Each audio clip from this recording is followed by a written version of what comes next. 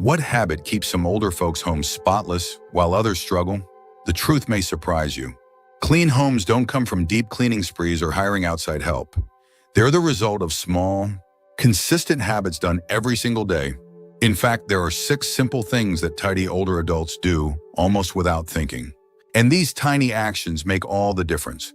As we get older, the idea of cleaning can feel heavier, more draining, and sometimes even overwhelming. But those who manage to maintain peaceful, organized spaces well into their 70s and 80s usually aren't working harder, they're just working smarter. Their homes feel calm, fresh, and welcoming, not because they've overexerted themselves, but because they've learned the quiet power of daily rhythm and small decisions.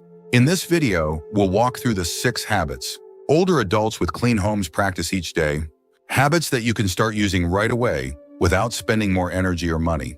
These aren't tips about scrubbing floors or organizing closets. These are about mindset, flow, and small behaviors that build order effortlessly over time.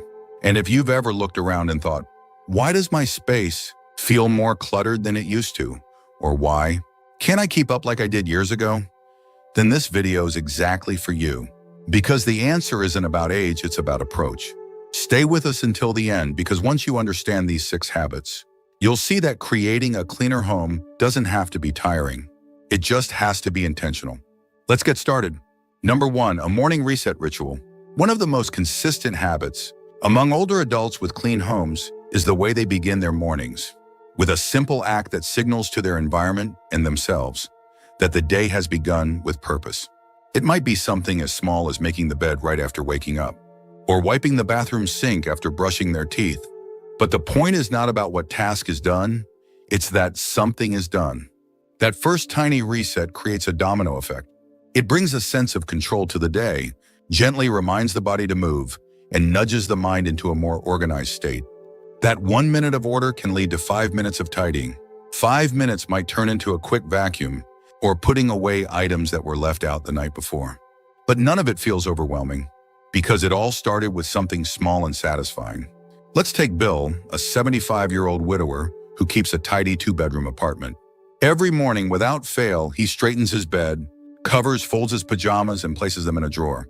That simple act is his way of saying, today I'm here. This space matters. And when your space matters to you, it becomes easier to care for it without it feeling like a chore. Bill doesn't do this out of obligation. He does it because it gives him clarity. He's not rushing to clean when guests come over. He doesn't feel embarrassed when his daughter drops by unexpectedly. He's already done the most important part. He started the day with intention. Many people underestimate how much energy is wasted just staring at clutter. When the bed is unmade, the floor has yesterday's clothes, and the dishes are still waiting. Shirley. She's 81, lives alone, and has a home that smells like fresh linen and lemon balm every time you step inside. When asked how she keeps it so tidy, she just smiles and says, "Oh, I clean 1 room a day. That's all." Mondays are for the bathroom. Tuesdays, she dusts the living room. Wednesdays, it's the bedroom sheets and windows. Nothing dramatic, just 10 to 20 minutes at a steady pace. By the time the week ends, every part of her home has been touched, but never in a way that leaves her exhausted. This kind of rhythm offers more than cleanliness. It brings peace of mind. You don't have to wonder, when will I get around to that mess? Because the answer is already in your routine. And when something spills out of place, it's easier to correct it right away because there's already a foundation of order underneath. You see, routines are like invisible scaffolding. They hold the day together quietly without shouting. When your cleaning becomes part of the flow of your week, it stops feeling like a burden. It becomes a background habit, like brushing your teeth or watering a plant. And when you skip a day, that's okay too, because you're never more than a step behind. One important part of this is that the routine fits the person, not the other way around. A clean home doesn't mean doing everything every day. It means doing the right thing at the right time in a way that matches your energy. You're not running a hotel. You're living your life, and your home should support you, not drain you. So if you've been putting off that corner of the house that feels too much, take a page from Shirley's book. Do it in pieces. Make it part of the week, not the whole day. Let your cleaning be light, predictable, and gentle. That's how homes stay clean after 70, not through effort, but through rhythm. If you're still watching this video and finding these insights valuable, please comment number 2 below to let me know you're here. And if you haven't subscribed yet, I recommend you subscribe and turn on the bell so you don't miss any videos. Your support helps us continue creating good content to inform and inspire you. Now let's move forward. Number 3, a place for everything. One of the most powerful habits older adults with clean homes share is having a designated place for every single thing they own. That doesn't mean they live in sterile, minimalist spaces. Quite the opposite, actually. Their homes often feel warm, lived in, and full of stories. But even in those cozy spaces, there's order, because everything has a home.